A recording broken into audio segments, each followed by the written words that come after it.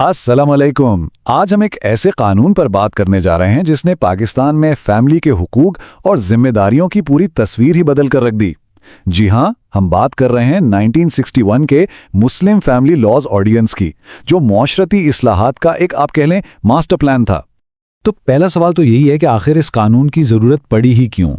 ذرا سوچیں، ایک ایسے معاشرے کے بارے میں جہاں شادی، طلاق، وراثت، ان جیسے اہم ترین معاملات کے لیے کوئی واضح لکھا ہوا قانون ہی نہ ہو، جہاں ہر فیصلہ صرف پرانی غیر واضح رسموں اور رواجوں پر ہو رہا ہو۔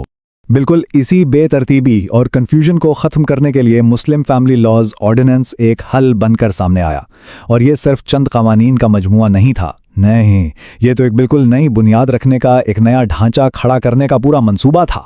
اس منصوبے کا پہلا اور سب سے ضروری قدم تھا اپنی اتھارٹی قائم کرنا۔ سیکشن 31 نے بالکل صاف صاف کہہ دیا کہ اب سے اس آرڈیننس کی بات ہر دوسرے قانون، ہر رواج اور ہر روایت سے اوپر ہوگی۔ مطلب یہ کہ اصلاحات کے لیے ایک مضبوط اور واضح بنیاد رکھ دی گئی۔ اچھا، اب اصلاحات تو آ گئیں، لیکن ان کو چلانے کے لیے کوئی مشینری بھی تو چاہیے تھی، ہے نا؟ تو اس آرڈیننس نے ایک نیا انتظامی ادارہ متعارف کرایا، جسے ہم آربیٹریشن کاؤنسل یا ثالثی کاؤنسل کہتے ہیں۔ اور اس کونسل کی ساخت میں جو کمال کی بات ہے نا، وہ ہے اس کا توازن۔ دیکھیں، اس میں ایک غیر جانبدار چیئرمین ہوتا ہے، اور پھر شوہر اور بیوی دونوں کی طرف سے ایک ایک نمائندہ۔ یہ بہت اہم تھا، کیونکہ اس نے پہلی بار دونوں پارٹیوں کو فیصلے کے عمل میں برابر کی آواز دی، اور یہی کونسل وہ انجن بنی جو مقامی سطح پر فیملی کے معاملات کو چلاتی ہے۔ چلیں اب ذرا تفصیل میں جاتے ہیں اور دیکھتے ہیں کہ اس نئے خاکے نے شادی اور طلاق جیسے بنیادی معاملات کے اصولوں کو کیسے بالکل نئے سرے سے لکھا۔ دیکھیے، آرڈیننس سے پہلے کیا ہوتا تھا، زیادہ تر شادیاں بس زبانی کلامی ہوتی تھیں۔ اس کی وجہ سے خواتین کے لیے اپنے حقوق جیسے کہ حق مہر یا خرچہ ثابت کرنا تقریباً ناممکن ہو جاتا تھا۔ تو اس کا حل نکالا گیا سیکشن 5 کی شکل میں، جس نے ہر شادی کو قانونی طور پر رجسٹر کروانا لازمی کر دیا۔ اور یہ صرف کوئی سفارش نہیں تھی، قانون نے اس پر عمل کروانے کے لیے باقاعدہ سزائیں بھی رکھیں۔ نکاح رجسٹرار سے لے کر نکاح پڑھانے والے تک ہر کسی کو جواب دہ بنا دیا گیا۔ اس ایک قدم نے خواتین کو پہلی بار اپنے حقوق کے لیے ایک ٹھوس پکا قانونی ثبوت دے دیا۔ اب آتے ہیں ایک اور بہت بڑی تبدیلی پر، ایک سے زیادہ شادیوں کو ریگولیٹ کرنا۔ پہلے یہ صرف شوہر کا یک طرفہ فیصلہ ہوتا تھا، لیکن اس آرڈیننس نے ایک پورا سسٹم بنا دیا۔ اب شوہر کو پہلے چیئرمین کو درخواست دینی ہوگی، پھر آربیٹریشن کاؤنسل دیکھے گی کہ یہ شادی ضروری اور منصفانہ ہے بھی یا نہیں، اور اس کے بعد ہی اجازت ملے گی یا درخواست مسترد ہوگی۔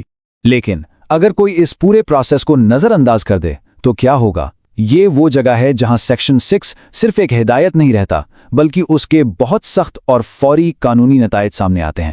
پہلا نتیجہ ہے فوری اور مالی۔ شوہر کو اپنی موجودہ بیوی یا بیویوں کا سارا حق مہر، چاہے وہ فوری ہو یا بعد کا، ایک دم ادا کرنا ہوگا۔ یہ ایک بہت بڑا قدم تھا جس نے پہلی بیوی کے مالی مستقبل کو، جو پہلے غیر یقینی کا شکار رہتا تھا، فوراً محفوظ بنا دیا۔ دوسرا نتیجہ اس سے بھی زیادہ سخت ہے۔ قانون کی خلاف ورزی پر شوہر کو 1 سال تک قید اور جرمانے کی سزا بھی ہو سکتی تھی۔ یعنی اب یہ صرف ایک نجی معاملہ نہیں رہا، بلکہ ریاست بھی اس قانون کو نافذ کرنے کے لیے بیچ میں آ گئی۔ اور تیسرا نتیجہ یہ نکلا کہ بغیر اجازت کے کی گئی شادی اس آرڈیننس کے تحت رجسٹر ہی نہیں ہو سکتی تھی۔ اس نے نئے رشتے کی قانونی حیثیت پر ہی ایک بہت بڑا سوالیہ نشان لگا دیا، جس سے نہ صرف دوسری بیوی بلکہ اس سے ہونے والے بچوں کے حقوق کے لیے بھی بہت سی پیچیدگیاں پیدا ہو گئیں۔ اس آرڈیننس نے طلاق کے پورے تصور کو ہی بدل دیا۔ اسے ایک لمحے میں دیے جانے والے زبانی فیصلے سے نکال کر 90 دن کے ایک باقاعدہ عمل میں تبدیل کر دیا۔ اب شوہر کو طلاق کا تحریری نوٹس چیئرمین کو دینا ہوتا ہے، جس کے بعد صلح کی کوششوں کے لیے 90 دن کا وقت ملتا ہے، اور طلاق اس مدت کے ختم ہونے پر ہی مؤثر ہوتی ہے۔ اس نئے طلاق کے قانون میں کچھ اور بھی اہم چیزیں شامل کی گئیں، جیسے کہ اگر بیوی حاملہ ہو تو طلاق بچے کی پیدائش تک مؤثر نہیں ہوتی، نوٹس نہ دینے پر سزا ہے، اور طلاق تفویض کے ذریعے عورت کو بھی طلاق کا حق دیا گیا ہے۔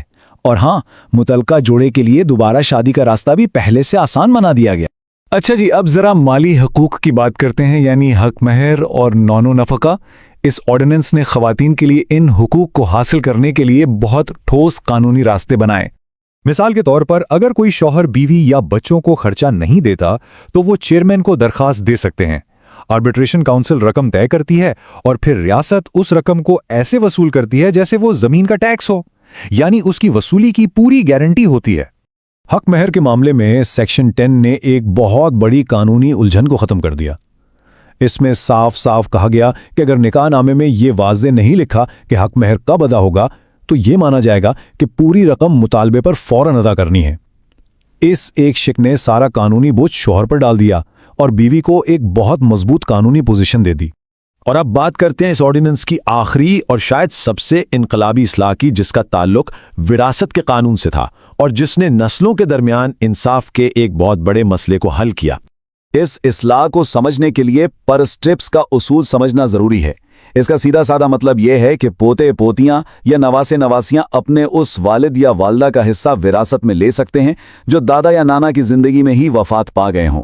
देखें, इस ऑर्डिनेंस से पहले ऐसे यतीम बच्चे अपने दादा की जायदाद से बिल्कुल महरूम हो जाते थे, लेकिन सेक्शन 4 ने इस पुरानी नाइंसाफी को हमेशा के लिए खत्म कर दिया और यह यकीनी बनाया कि उन बच्चों को अपने मरहूम वालिद या वालदा का पूरा हिस्सा मिले।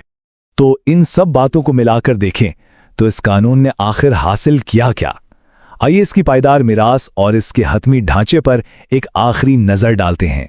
ये खत्मी खाका हमें दिखाता है कि 1961 का ऑर्डिनेंस सिर्फ कुछ अलग अलग कवानीन नहीं था, बल्कि खानदान के लिए एक जदीद कानूनी फ्रेमवर्क बनाने का एक मुकम्मल मरबूत मंसूबा था। उसने शादी की रजिस्ट्रेशन, मुनसिफाना कार्रवाई, हुकूक के तहफ़्फ़ुज़ और नस्लों के दरमियान इंसाफ, इन सब को एक ही निज़ाम में जोड़ दिया। आखिर में एक सवाल पर सोचते हैं, अगर 1961 का एक कानूनी मंसूबा पूरे माशरे की शक्ल बदल सकता था, तो आज के दौर में वो कौन से बुनियादी ढांचे हैं जिन पर हमें दोबारा गौर करने की जरूरत हो सकती है?